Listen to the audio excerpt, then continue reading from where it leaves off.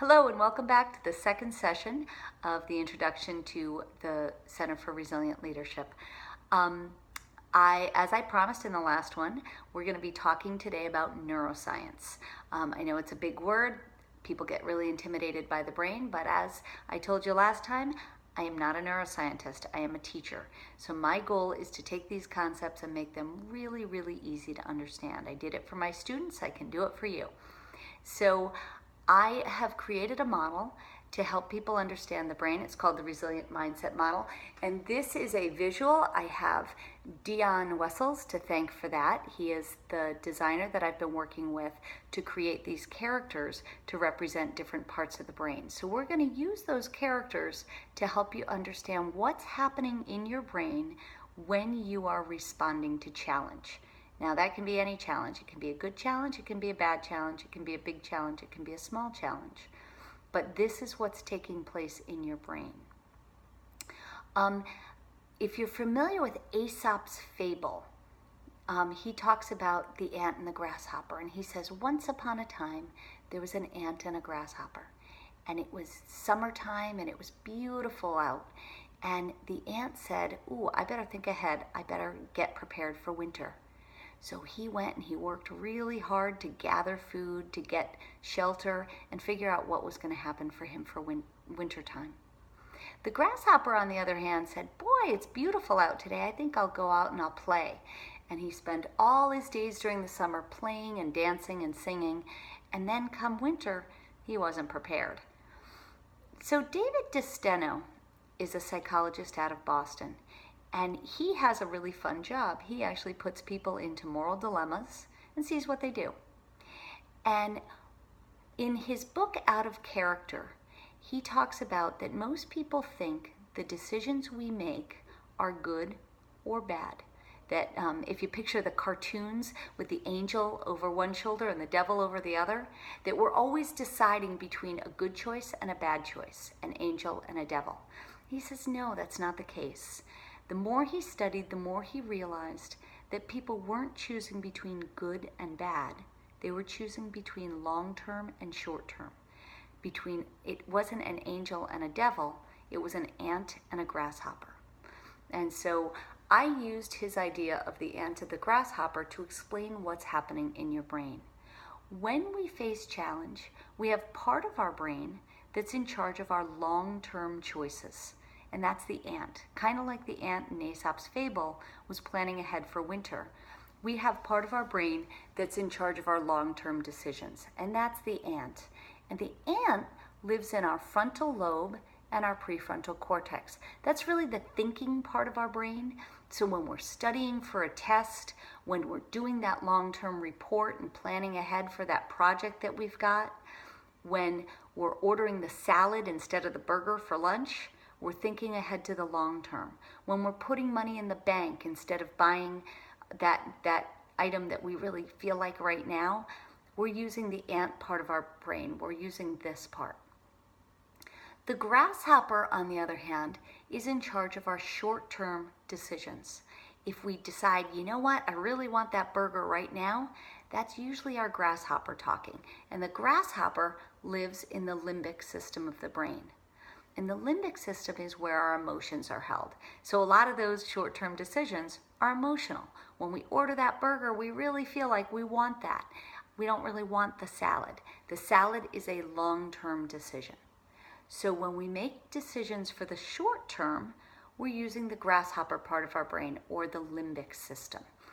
This visual can also be found on my website, so if you want to see it, it's www.centerforresilientleadership.com, so you can see it as a close-up. I know it's kind of hard to see it in this video. So we have the ant in our brain who's in charge of our long-term choices. We have the grasshopper who's in charge of our short-term choices and our short-term survival. When we feel threatened, the grasshopper, the limbic system, is in charge of fight or flight. It's in charge of getting us out of the way if we've got a car coming at us. So it's really good. The grasshopper is strong, the grasshopper is fast. If we wanted to get out of the way of the car and we were using our ant, we'd probably get squished. So the grasshopper is not bad, it's very good, but so is the ant. It's just long-term, short-term decisions. Third character that represents part of our brain is the glowworm. And the glowworm lives in the amygdala. It's that little red dot right there. And the amygdala is part of the limbic system. The limbic system, as I said, was the emotions. That special part called the amygdala, which is where the glowworm lives, is in charge of looking out for threat. Our brain was always created to keep us surviving. So it has that special place that is always on the lookout for threat. So if a car is coming at us, then the glowworm is in charge of switching control of the brain from the ant to the grasshopper so that we can get out of the way. And all those neurochemicals come to help us hop out of the way. So the glowworm is always on the lookout for threat. When she experiences threat, she goes to red alert. She calls out the grasshopper, he gets into fight or flight mode, and we get out of the way, which is helpful for our survival. Makes sense? So we have the ant for long-term decisions, the grasshopper for short-term survival. We have the glowworm who's in charge of figuring out who's in control of the brain, and she's always looking out for threat. And the final character is the dragonfly. And the dragonfly is in the prefrontal cortex of the brain. And the dragonfly is in charge of mindfulness, self-awareness, and situational awareness. The dragonfly can kind of take off and see what part of the brain are we in. Are we in grasshopper mode? Do we want to be in grasshopper mode? Are we in ant mode? Do we want to be in ant mode? Is the person we're talking to in grasshopper mode or ant mode? And then being able to understand how to respond accordingly.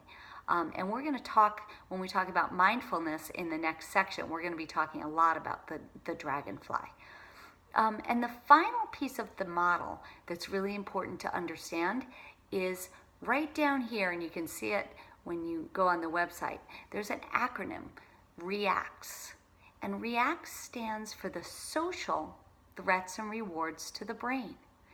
Our brain interprets physical threat and social threat in a very, very similar way.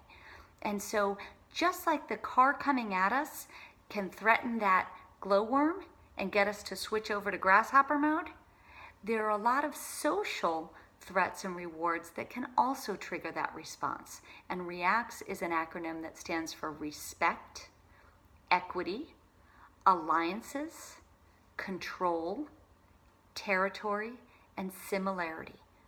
Those are the things that can trigger that amygdala and trigger that response to get our grasshopper up and running and ready to fight or flight. And sometimes in social situations, that's what we want to do, and sometimes it's really not what we want to do. So that was the brain in 8 minutes, or less actually with the introduction. And that gives the basis of the resilient mindset model and what the neuroscience of that is. What's happening in our brain when we're responding to challenge. The next video is going to be about mindfulness. I look forward to seeing you. Hope you continue on the journey. Thank you.